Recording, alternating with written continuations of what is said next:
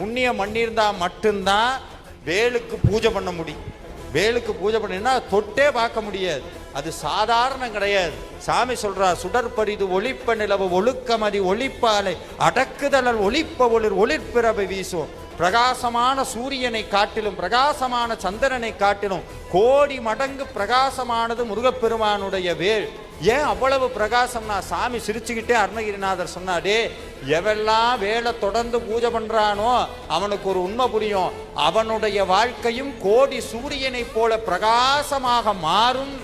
அப்படி ஏதாவது மீறி எனக்கு கஷ்டம் வந்தா என்ன பண்றது? கலங்காத, கஷ்டத்தை பார்த்து கலங்காத. பெரிய துன்பம் வந்து நிக்குதா, துன்பம் ஒவ்வொரு தடவையும் முருகன்ட்ட போய், முருகா எனக்கு பெரிய கஷ்டம், முருகா எனக்கு பெரிய கஷ்டம் சொல்லாதீங்க.